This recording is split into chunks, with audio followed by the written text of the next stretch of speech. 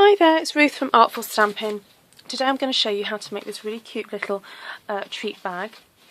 I've used this really gorgeous flower stamp from the Indescribable gift stamp set that's in the current spring and summer catalogue. And you can actually get two of these out of one A4 sheet of paper. So I'm going to show you how I would do it if I was going to make two in one go, because it's actually easier to score the two in one go. So here's my A4 sheet of very vanilla cardstock. I'm going to score at 2 inches,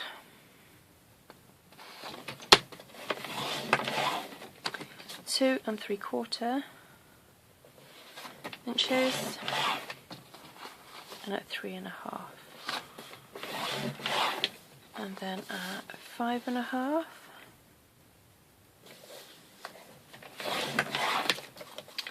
5 3/4,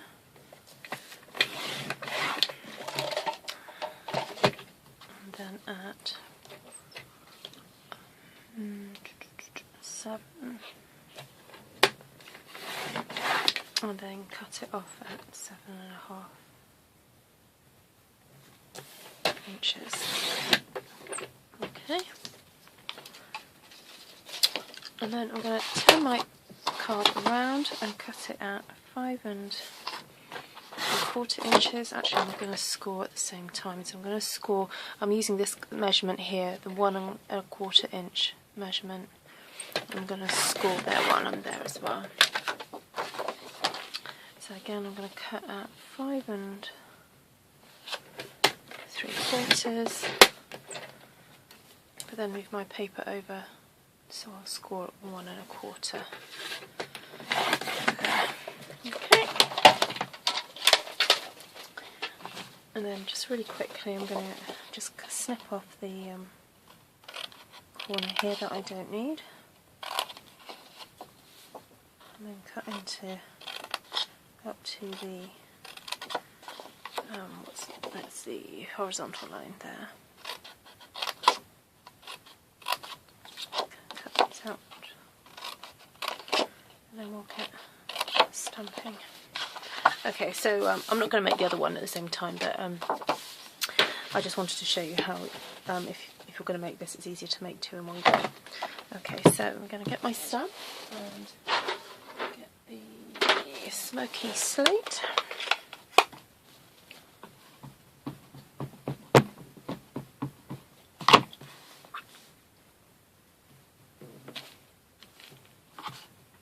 Now this flower design is beautiful to do some really gorgeous colouring in techniques with, but for the sake of speed I've been experimenting with using other stamps to colour it in. So I'm just going to show you a sample of the two techniques. So you could take your time and do some really beautiful colouring in with the blender pen. I don't know if you can see that there, but I had an experiment with actually just using the gorgeous grunge stamp to colour kind of quite randomly. So that's what we're going to do now. So I've got crisp cantaloupe and this stamp from the gorgeous grunge set. I'm just going to take this off because I used this stamp in a recent card buffet, and so that the ladies didn't get muddled up with what colours they were using, I wrote on washi tape on there so that they knew which ones to use. Okay, so I'm just going to put that there to colour in that, to use this main part of the design to colour in the main flowers. Okay, I think that's going to be it for that one. And then I'm just going to use my blender pen to colour in some of the green leaves.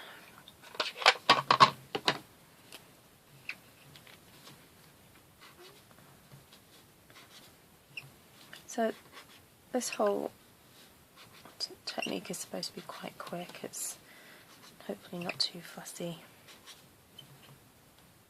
So if you need to churn out a few of these, you can. I'm actually going to be using these for a team swap that's coming up. I'm having a little team meeting with the Daffodil Delights, my little team of ladies, and ladies who are Stampin' Up! Demonstrators that live near me.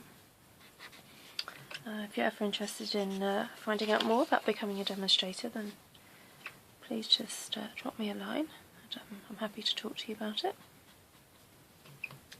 We have a good laugh at our little team meetings actually. We really look forward to seeing each other and showing tips and inspiration and so on. So, okay, so that's it on the colouring. Oh no, actually it's not. I'm going to just do one little extra thing, and that is to use the Hello Honey. Just add a tiny little bit of yellow just to the centres of these flowers here.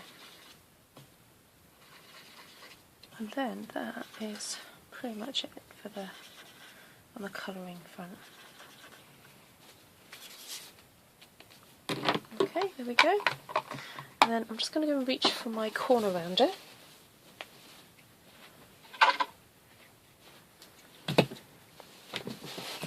And before we start sticking it all together, I'm just going to round the corners there just to make them look a bit more, I don't know, just a bit more interesting. So I'm going to fold the paper over, and I like to actually turn the corner rounder over so I can see where I'm punching. Round that one off as well.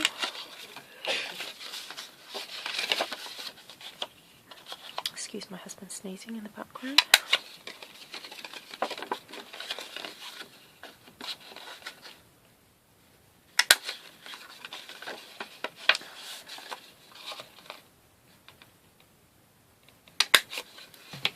There we go. And then I'm really enjoying using this new Fast Fuse adhesive because it's really quick and very non-messy, or because you're not dealing with lots of wet glue that can squidge out everywhere. And I'm finding this really fantastic for doing little boxes like this. So I've just put glue on those two flaps there on the long side, and I'm just going to put a little bit on one of these flaps here. Okay, I'm going to just fold that over like that, and then, oops, try not to let it stick to the grid paper. I know, I'll lift those up a little bit. Okay, so the first one to stick down is that one along there. Pop it up, fold these two down, then fold the one that's got a little bit of glue on first, and then the other one over the top. And then these score lines here were just to enable it so that when you squash it together it just looks quite neat and fits together. Okay, all that remains now is to decorate it a little bit, and I'm a bit of a sucker for clothes pegs, and these little mini ones from the current catalogue are just adorable. And so here I've got a little piece of the green polka dot paper for the designer series, the paper stacks, which is just fantastic value for money. And I'm going to also grab, I can't see it on my table, so I'm going to have to reach over somewhere.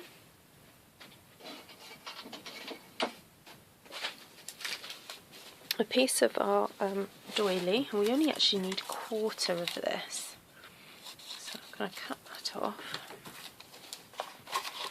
I'm just going to tear the frilly bit off the doily, put a little bit of glue on here. I'm just going to scrunch this up a little bit and then stick it on kind of scrunchy style. Then I need a little bit of this seam binding. This is the Calypso Coral seam binding ribbon. I'm going to pop the peg around the ribbon there, and then I'm going to use this little bit of baker's twine that we got free during celebration, but we do other thick baker's twine as well, so even if you can't get your hands on some of the celebration one, just have a look in our current catalogue, we do stock others. And I'm tying the ribbon around the piece of string. going to do that twice to make sure it's really tight. And then I'm also going to tie the baker's twine around the ribbon.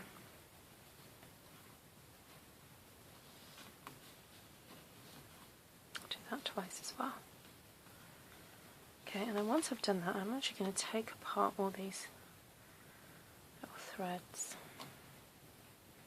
because I just like having this kind of texture of things hanging down. There's a little bit of extra interest to the parcel.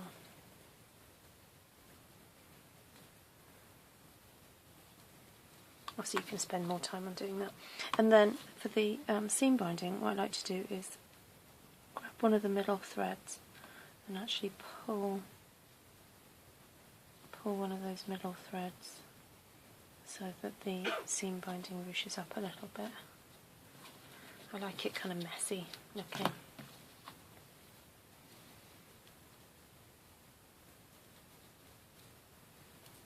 Okay. Okay, then we're nearly done. All we need to do is pop some little sweeties into the bag. So this would be nice as a little party favour or hostess gift when you go to someone's house for dinner. Just pop that close. I'm just going to put that over the top and then close it with our pretty little peg here. Okay, so there we have it. Just a really cute little bag to put your little sweetie treats in, and I will put the measurements, the scoring measurements for this on my blog. Okay, thank you for joining me. Bye for now.